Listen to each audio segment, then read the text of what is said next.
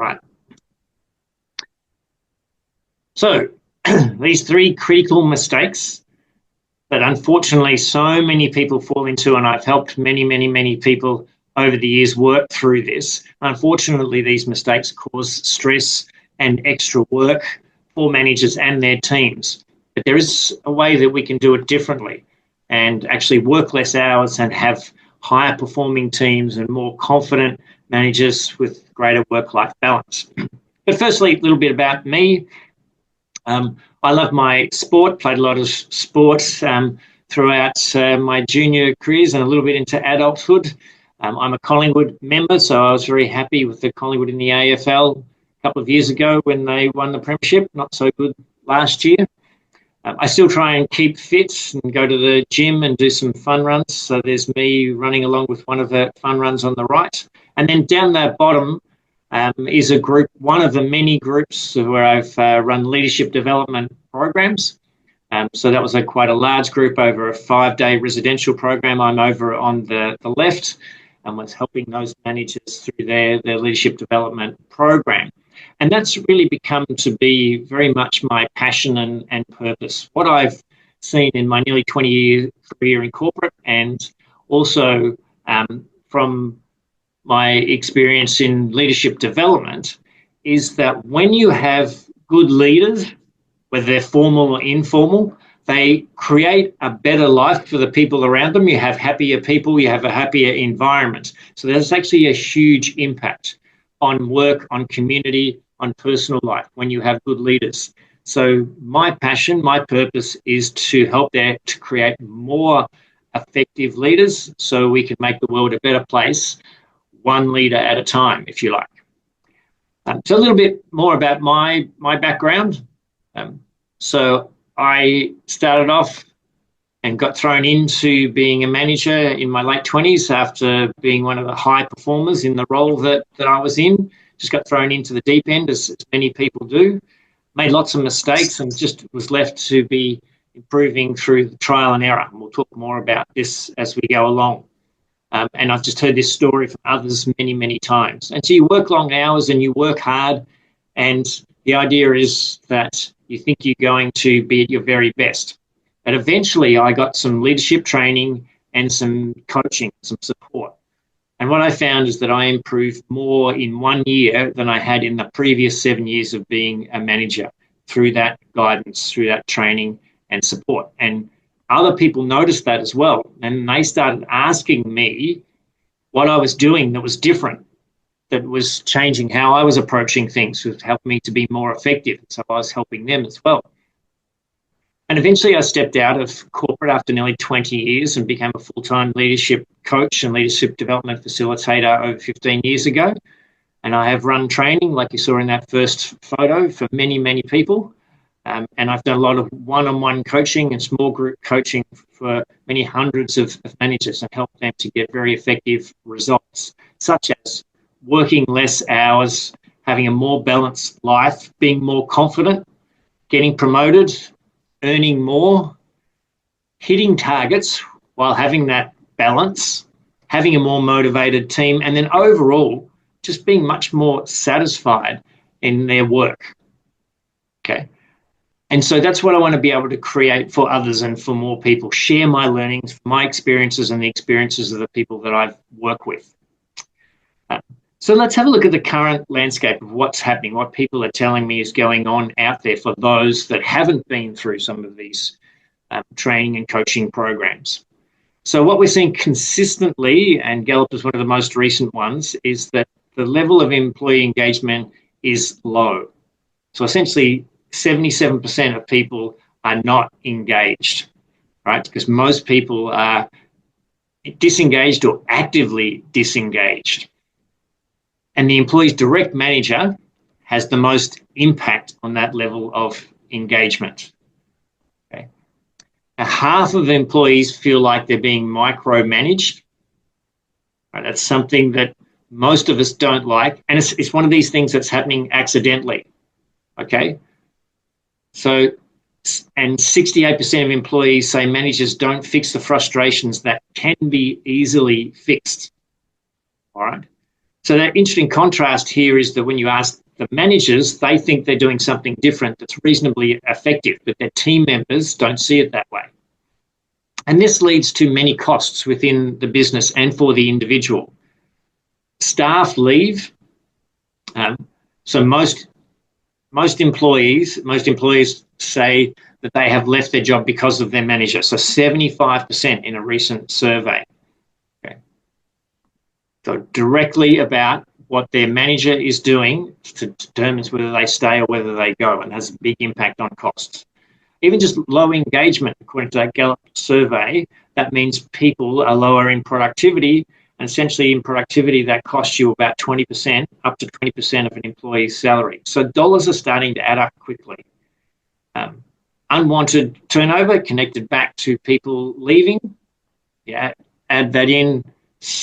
There's different ranges. One of them says 150% of that salary in what it costs to replace them and train up the new person.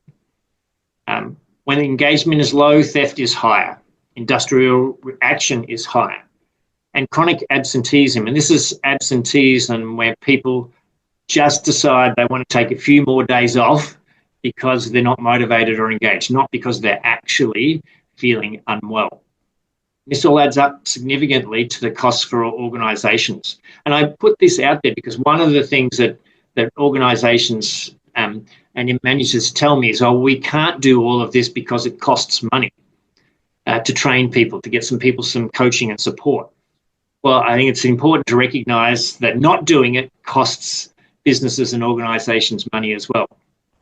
And then individually, it's quite clear that when you're not getting the support to be at your best, then your opportunities for promotion or your salary package is less. So higher performing managers, those that say that they are performing at their best, earn more and get more promotions more quickly. Okay. And have a whole different opportunity with their career paths. So that's something to consider. Now let's have a look at how we got to this stage and this problem. So the first one is when people get promoted to a manager, team leader type position, same as I did, you get thrown in the deep end. Okay, usually they're one of the best performers or the longest performer in a particular individual contributor role, and then you get thrown in the deep end, and it's kind of said or assumed that because you know your role, and that's technically what needs to be done in this team, you can manage the others to do similar sorts of things. All right, but it doesn't work that well because the skills to manage people are very different from the skills to manage yourself getting things done. And so they have to learn through trial and error, and that's a slow process. But why do organizations do it this way? Because it's quick, right?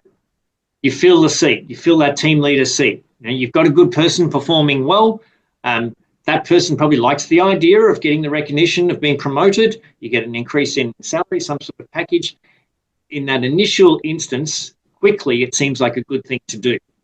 But without really good training and support, then you're not setting the people up for success. Okay. Now, some other organisations, a smaller percentage, but some others go what I call is the slow track, where they try and do the right thing. So they promote people to be in that management situation, the team leader, etc. And they say, well, we'll get you some training, we'll get you some support. And maybe they give you some online resources to use. Or maybe they send you to some courses, okay, which is good. There's good information out there. There's not a lack of information out there as to what you can do to be a good leader. The real challenge is implementing it successfully, okay? And what happens is that the people in the management roles are focused on getting things done, and they are unable to implement the leadership skills, so they quickly revert to old habits. Okay, and that's one of the biggest challenges we have in the leadership development space. We provide great information for people to use the courses, and then in the follow-up, whenever there's research around follow-up from what people use from leadership courses, they really enjoy being them. They like being in the courses. They like the content, but they're kind of using maybe 5 to 10% of what they'd learnt And it's a whole bunch of stuff they cannot remember from the courses. So that's normal. Okay. And so unfortunately, again, that means it's a slow track to that leadership development. Whereas ideally what you want, and only very few organizations have this, is a really clear transition plan from stepping up into that management role and growing as a manager. Okay, how you go from being the person who is doing the work to the person who is now leading people. And within that, it's about having proven systems that people can take on board and use and start to build those leadership skills.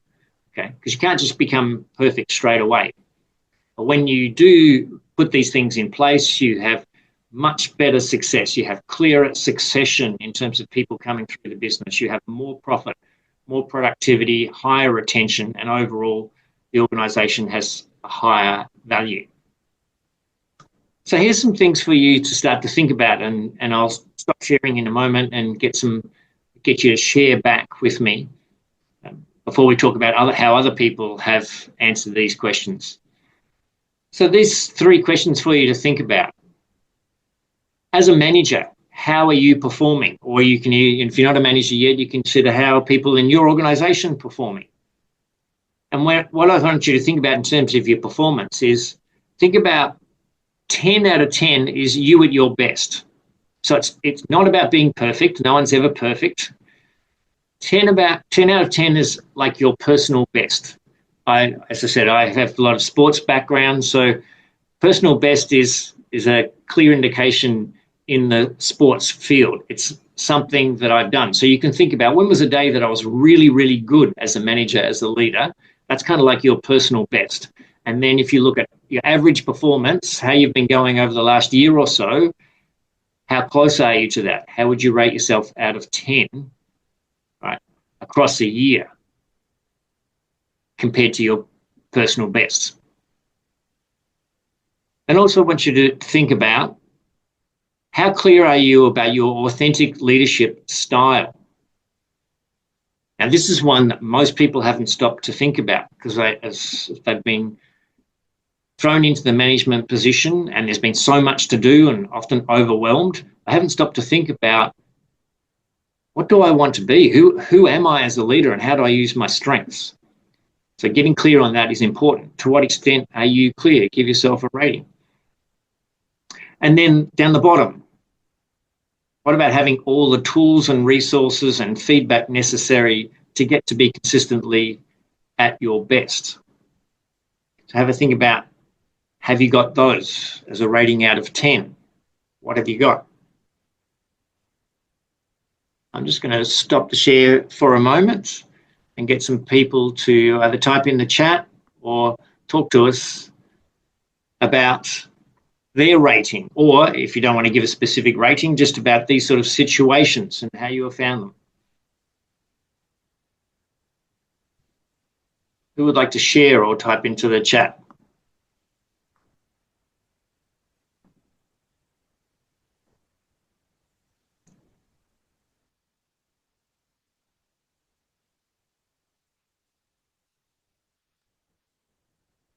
How are we going with some of those situations or those ratings? I can chime in if you like. Sorry, go ahead. I can chime in if you like. Sorry. That'd be fantastic. Thank you. All right. In terms of ratings, like how am I performing, I would say I'm a more experienced. I've been in my current position now for 9 years in my current role. So whilst I don't profess to know it all, I would say how am I performing? I would say about a 7 to 8. Fantastic. Yep. And similar for the authentication part, if that makes sense, in terms of because I've been here and I've got a reasonable group around me. Yep. I would say both singly and as a team performing for our business. I think I'd like to think we're very authentic. It's easy to tell, you don't want to admit that you're unauthentic, right? No one probably wants to admit that, but I think with our consistency and longevity here, we're pretty clear on that. But where I'd rate a lot lower is when the bottom part of the triangle, when you say sort of, do I have all the tools and resources? I'll get back to your point before about a lot of people have this thirst for knowledge or other leadership courses, other management experiences and things that you can share, you go and do it, and then you come back and you get stuck straight into the operations, day-to-day stuff of the business, and you sometimes forget that longer-term strategy or other things that would improve your leadership and management skills. You get too focused on the business, if that makes sense. It Where I does. rate myself a lot lower. Yeah. Okay. And that's very, very common. That's that one, and the being clear about the authentic leader vision with most people is low. And we'll see some of the results in just a moment with the next slide. So thank you very much for sharing that. I appreciate it. Gives us an insight to what, what's really happening out here, not just me saying what it might be like. Sure. So this is all based on what other people are telling me in their situations. So anyone else out there that would like to put something in the chat or come off mute and share, I encourage you to do that now, please.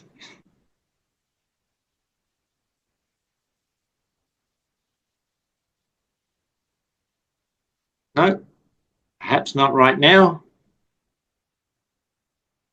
All right, well, we'll keep going. Please feel free to type any questions in the chat. I will keep an eye on that. But let's go back to the slideshow, and I'll share a little bit about how other people have responded to these questions. And what we're seeing is that managers rate themselves quite low. Okay, so in asking this question over hundreds of people, let's see, we've got a comment in the chat there. So in asking many people over the years, okay, thank you for sharing in the chat. There's a bit of information there. I'll come back to that in just a moment. So most people rate themselves in terms of their performance as a 3 to 6 out of 10. Now, there's some people, and especially those who have been in it for a little bit longer, like we just heard, who are in that 7 or 8, maybe 9 out of 10. But most people rate themselves 3 to 6. Okay, so it's very, very common for leaders and managers to be rating themselves in that situation. Now, we want them to be better. They want to be better. And what we're seeing there is that just about all of these managers want to be 8 to 10 out of 10, where 10 is their personal best. They're not really sure how to get there. Okay, they're stuck in this overwhelm, all of this stuff, so many things that they've got to do, doing things that they think should be the right thing to do and that are working well, and then they turn out not to be. So it's a struggle for them. And what does it look like? Well, what they describe in this situation, if they're rating themselves 3 to 6, is that their confidence is low or lowish. They have this high workload, sometimes overload, overwhelm. They're doing a lot of the most complex and hard work themselves to try and protect or look after the team. They don't get time to think big picture and be strategic, or to spend time they would like to in listening and developing others. And what it quickly leads to over a couple of years. I was just talking to a client earlier this week, and it's just gone over a year, who's been through this sort of situation and thought, oh, I'll just do it this way for a little while until I get on top of it. And now it's 14 months in, and it's only getting worse. And so burning out is a factor, or now they're starting to think about, should I leave this role because I can't get a handle on it? Okay. Now, as you get a bit higher, maybe up to 6 or so, confidence is up sometimes, but also it can go down depending on what's happening. So you've got a roller coaster of how you're performing, and you're not quite sure what you need to do to keep that high so it can go from 6 to 7 to 8 to 9 out of 10. You might try and implement some new things, but you quickly fall back into the old habits, which means that there's an ad hoc way of approaching all of the situations rather than building and improving your skills as a leader, so you're feeling you're getting better and better in your approach as a leader. And again, not enough time to be strategic or to develop others. But those that are up to 10 out of 10, 8, 9, 10 out of 10, they're the ones that consistently have high confidence, that they're engaging, empowering others. All right, so they're not the one doing so much of the work. They're not the bottleneck as the manager. They're the ones who is empowering. Yet they still are able to hold people accountable. Right? They're able to step back and see where the team fits into the whole organisation and be thinking about that and adding strategic value and thinking about getting ahead of things, being proactive, thinking forward rather than just reacting to what's going on every day. And that's where you want to be as an effective leader. And this is where it can make a huge difference to your team, to your life balance, to your confidence, to your ability to get promotions in your career. Right. Now, how come people are sitting a lot in that situation where they're rating themselves, 3 to 6?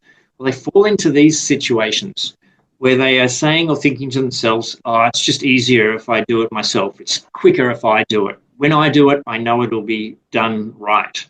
So as I'm saying this, think about that these things come into your mind. Are you sometimes saying some of these things? Because if you are, then that's one of the ways that you're sabotaging yourself. This is leading into the mistakes that you're making accidentally. If the intentions are right, when you go, I'll do it so it's done right, unfortunately, it has a negative impact on you as a manager and as a leader. Okay. Now that leads to other elements. Are you protecting the team from a form of failure, including you as the leader of the team, so you make sure you're always fixing their work or looking back over the situation or upgrading the situation so that you make sure it's the way you want it to be, and you have to be involved in everything that's going on. Okay. Now, it can feel like you're doing the right thing, protecting the team, creating a high level of performance. Maybe you're not. Do you give your team members answers to all their questions? So they come with you with questions, you quickly give them answers. This is one of the things that I used to do, and I did in my early years. I thought, yep, give them quick answers. This is the way to keep them moving, keep them rolling. But it actually has an unexpected consequence, and it doesn't work very well if you want to be an effective leader. And do you tell the people exactly what they need to do to complete their tasks? And often, as I said, the managers have all the expertise. So they do know exactly what to do, better than anyone else in the team. So you think the right thing to do should be tell them exactly what to do to complete their tasks. But this doesn't work. In fact, it leads to much more work for you as a manager. So they seem like the right things to do, but these are key things that managers do wrong, mistakes that they make accidentally because they believe they're doing the right thing, but it leads to stress and burnout and overwhelm. And it also leads to a level of disengagement from the team. Okay. So what should we be doing instead? Well, this is an overall model that I want to get you to think about. We won't go into a lot of detail about this. But what you should be looking at is, first of all, a level of self-leadership. So you understand your own identity and who you want to be as a leader, right? What impacts you and what impact you want to have on others. Self-leadership. And the next level is people leadership with a foundation built on trust and making the leap from doing the work yourself, so letting go of that and being the one who is leading people to get things done. And then strategic leadership, the extent to which you create alignment with your team into the broader organisation, and strategic acumen, business knowledge and understanding through your business and broader out into the industry, including your competitors, your customers, and understanding and thinking about how that impacts your organisation and connects down into your team, and giving a purpose for your team as well through the organisation. So being able to contribute to that. So specifically, let's look at what you can put in place. Okay. So start to think about your leadership development as a key set of skills that you need to practice and improve. You need to know exactly what those skills are. You need to know a way of going about implementing them. And then you need to be able to get feedback so that you can continually improve. It's like learning to do something like playing the guitar or to dance or to play tennis. Okay, and so one of the things to think about here is if you've never done it before, or if you've never had any formal, consistent training, support, coaching, and guidance, okay, then you're not going to be performing at a very high level to start with. You need to get in, get started, and then learn the systems, learn the processes, and continue to practice and get better and better. What do people want to do if they want to get good at tennis? They get tennis lessons, don't they? They get a coach. But we don't seem to do that in the same way with leadership. Okay. And it actually should work in that way. And when you put it in place, it does work in the same way. So let's look at some specific steps for you to be at your best. So firstly, at the high level, and then we'll go into more detail. Again, please feel free to jump in and ask any questions. So step one, create a team environment that is based on trust and psychological safety. Number two, use these proven leadership processes, right, for all the leadership skills. Just a few examples are delegation, giving effective feedback, difficult conversations. And get that confidential expert guidance consistently every week, every couple of weeks, every month, consistently in some way so that you are improving on these skills. Okay? Just like if you were going along to your tennis coach or getting guitar lessons. That way, you can get to be at your best. Otherwise, it's trial and error, it's ad hoc. And you'll get there, most likely. A lot of people get there. It's just a long path. And unfortunately, also, a lot of people don't make it. It's a hard path, so they sort of deviate along the way. This gives you a much greater chance of being successful. So let's look at the first one. Create a team environment that is based on trust. Now, there's a whole bunch of research around this, and it's also connected to my personal experience. But as a manager and a leader, if we focus on building trust rather than always trying to get tasks done, then that creates a whole different environment. And Google research, within Google, and they expanded that out, was over 20,000 people involved, showed that it was a number one factor for a high-performing team. Now, here's the thing that really is something to think about. Most managers think they are building trust and they're trying to do the right things, but most employees don't agree. Their team members don't agree, okay? So what's happening there is that there's a big difference between what's going on from the manager's perspective and what's going on from their team members' perspective. So what we need is for also to make sure that we're setting people up for success, okay? And by setting people up for success, it's something that people want to do in a concept, right? Most of the time, they're doing it again, ad hoc. So there's key ways that you can set people up for success. And essentially focus less on trying to get things done and more on building trust. Now, this is a challenge because inherently in most organizations, pretty much all organizations, there's a direct pressure to get things done. Where are you at? What are you doing? What are you up to? How come that isn't done? This is urgent. Fix this. Okay. So it's very easy to focus on getting things done. It's a lot harder to focus on trust and relationships and these steps that are going to get you to be an effective leader. Okay. But when you do, it makes a huge difference for you, for your team, and for the organization. So the second one is about using the proven leadership processes for the skills in each situation. So what happens with most people? I did it for at least 7 years. pretty much everyone that I've spoken to as part of leadership development, thousands of people have been doing it this way at the start to some extent, and that's doing things ad hoc, dealing with situations as they come up. Okay, but this doesn't develop the skills, right? You need to use the proven processes so that you can fast track your leadership growth.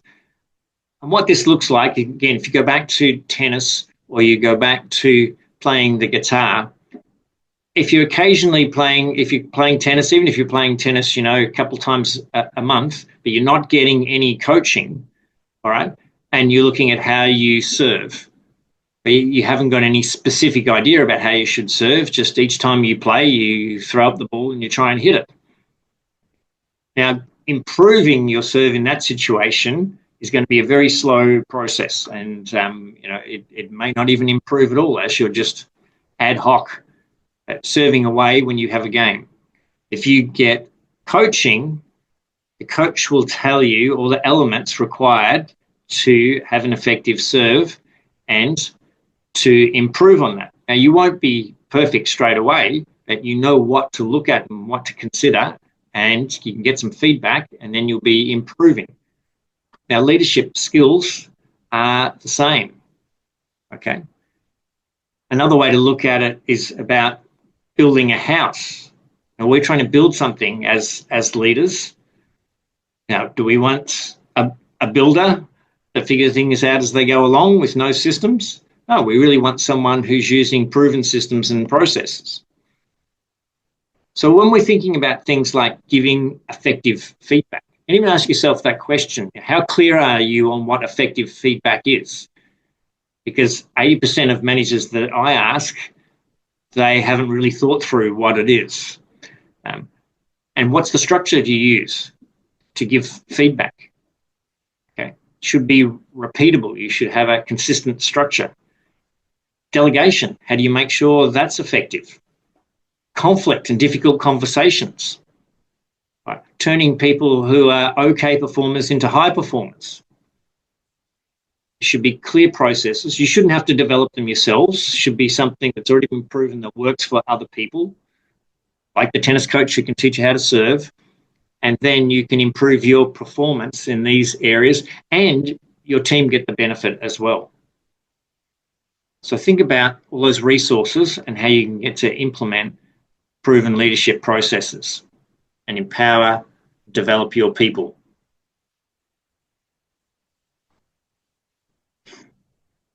All right. And the next one is about getting that guidance. Okay. The regular guidance each week so that you can consistently develop these skills. So step 2 is getting the process, right? And then step 3 is practicing, getting feedback, knowing what to improve. Practicing, getting feedback, knowing what to improve in these leadership skills areas, rather than just doing it ad hoc and hoping that what you're doing is a way to improve. Again, as I said, I like sports, so I think about sports individuals and teams. How do they go about creating their personal best? They're always getting feedback. They're always working on the systems and approaches that make them a little bit better here and a little bit better there, and they're building on them. It's not ad hoc in how they train or how they approach it. It's very specific. You can do the same with leadership. So one of the things you can do is think about starting with your authentic leadership vision statement. Who do you want to be as a leader, and how does that leverage your strengths and tap into your values? And get an accountability partner, someone you trust, someone who has got some guidance that can be a version of a partner, a mentor, a coach to help you be consistently developing your skills and improving. And that's how you'll get to be that 7, 8, 9, 10 out of 10 as a leader. So a few things to consider now that you've had these insights that I've shared. Now you can try to do this yourself, but essentially that's missing out on point number 3, and that's one of the mistakes that, as you said earlier, that the managers make. It's hard to do it yourself. And if you don't do it well, what will that cost you? People have described that it's led to burnout, missing out on growth and promotions, feeling dissatisfied because they haven't progressed in terms of their leadership performance or their career over a period of time, as compared to those who have got some help with these things in place in their own way, who now have consistently high confidence, consistently high performance, perhaps like we heard earlier about, feeling like their performance is 8 out of 10 and their team's engaged and multiple career options. So that's what can happen when you do well at this. Stress or high performance? An option for you to consider here is how much you would improve with the leadership program and 6 months worth of coaching. All right. Now, one of the things I'm putting out there for the first time today is a different approach. So one of the things that I get a lot of feedback on is that people say, oh, we'd like to do these things, right? But how much does it cost? And we don't have the money in our budget necessarily to do that. Well, first of all, I've created a program that is much more cost effective. And now what I'm doing is looking at there, well, let's explore what's in your budget. What might you be able to pay? And let's talk about how we can get you to fit into the leadership program. And then anyone also who wants to contact me has the opportunity to win a free program for themselves for the leadership program and 6 months worth of coaching. So send me an email through if you're interested in hearing more about either of those. So the program itself, give you a little bit of an overview. It's an outcome-based program, and I focus on that because it's got great content in there, like other leadership programs have. But we want to make sure that you are implementing those skills you learn in the program, and that you're transforming into an engaging and high-performing leader. Okay. So to support this, you've got online video-based training where you get access to it. The modules will come out in a drip feed over 12 weeks for you to cover that whole model that I explained with that self-leadership, people leadership, and strategic leadership model. Okay, and that means with it being online, you can go back over it and watch them as many times as possible. It's broken down into smaller chunks so that they're sort of 15 to 20 minute, 10 to 20 minute videos, and you can watch them in your own time, and it's pretty flexible to do that. And then you think about the learnings you've had through those modules, and you submit worksheets, and I give you feedback on the worksheets that you are sending through. You get free one-on-one coaching sessions that you also get, which is the key part of the transformation, is that you get weekly live group coaching sessions. For the full program, it's 12 months. Okay, so that's where you have me personally and others in similar situations who are sharing their experiences and helping each other to implement the skills to get you to be a high-performing leader. Okay. Now you get a 30-day test drive where you don't have to pay anything and you can check it out risk-free. I mean, how many leadership programs, how many training programs out there say to you, come along, see what you think, test it all out, and then decide if you actually want to be involved, right? Everyone else is pay up front, and it's done with you. So I'm there all the way along with the weekly coaching sessions, with access to me, messages, Facebook private group. So I'm helping you to implement it, not just giving you the content and sort of waving goodbye and go, good luck. A couple of hours a week, and you can be at your best in as little as 90 days. And just a reminder, first time that I've made available is talk about a pay what you can option, depending on what your budgets are available at the moment. So that's where the program is. It's had several hundred people through it over many years, very positive outcomes. I can share some of those with you. And here's just a couple of people. I won't read these out. You can see transition Alex has made firstly, describing some of the increases in confidence and their promotions. As I spoke about earlier, just one of many. And another one, interesting one, Jude, because he's very, very intelligent person and did the MBA, and had a lot of knowledge, but there was just getting that application, some fine tuning of some key leadership things, which made a huge difference to him as well, even though he had this amazing intellect and knowledge. All right. So now over to you for you to ask any questions. What are your thoughts? What leadership, any leadership questions, whether it's about what we've just covered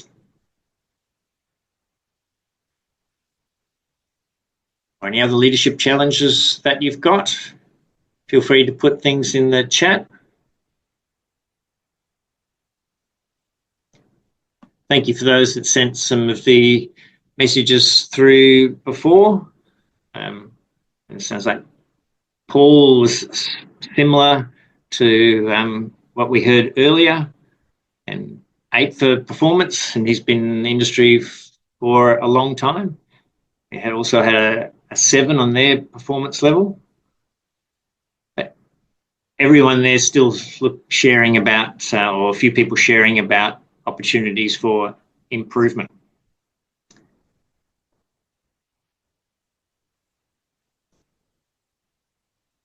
Okay.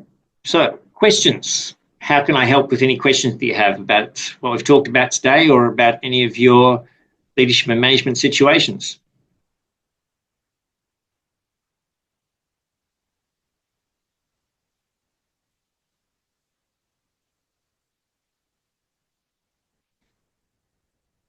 Type into the chat, or you can, okay, put a message here, or just take yourself off mute if you want to. Thanks, Paul. Appreciate those comments. Okay. So we've got, how do we balance being understanding and empathetic when an employee is lagging in their day-to-day and being firm on meeting and deadlines? Yeah, that's a great question, and it's one of the questions that comes up repeatedly over and over. And it's a really good example of a skill where you need to create a structure for a conversation and then be practicing and repeating and improving. Okay, so it takes some practice in doing this over and over again to be able to improve in this area. So what are the key things that you're looking for in the conversation is that, firstly, with being understanding and empathetic, that you really listen and show that you've heard what the other person is saying, okay, and really feed that back to them so that the other person is clear that you have heard what's happening for them in their situation.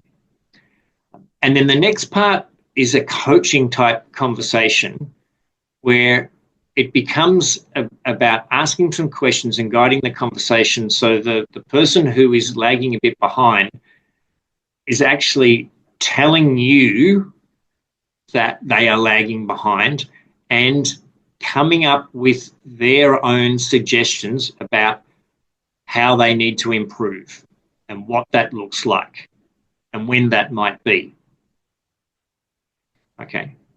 Because we find there's a big difference between listening to someone saying, yeah, I heard everything you say, you're still lagging behind, you still got to do A, B, C, D by next Friday.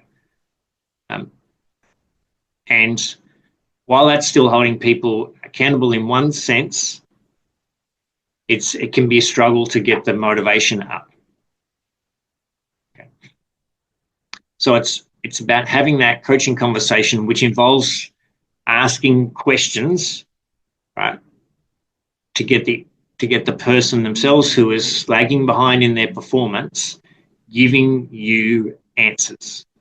And as a leader, you need to be patient in that conversation. Okay. There's a lot more depth and detail around that, but that's essentially the process that works. Okay. So please let me know if that's been helpful in answering that question. Great. that was helpful. And if you want to follow up with that, where we can have a chat one-on-one, or you want to send me some more information on email, I'm happy to help you and give you some more guidance on how you would go about doing that. For most, my pleasure. So one of the challenge for most managers in that type of situation is that we naturally know what the other person should be doing. So it's very hard for us not to tell them, just tell them what to do. And there's two problems that come up when we just tell them. One is that they stop thinking for themselves. All right. So then it's harder for their performance to be higher. It's harder for them to consistently be doing that work at the right level at the right time if they're not actually taking it on board as a responsibility to think for themselves. They're relying on the manager to give them the answers. And secondly, they don't get as fulfilled, as satisfied when they're just doing what someone else told them to do. So, and that connects back to these three mistakes that we're talking about. Thanks, Paul. Appreciate that.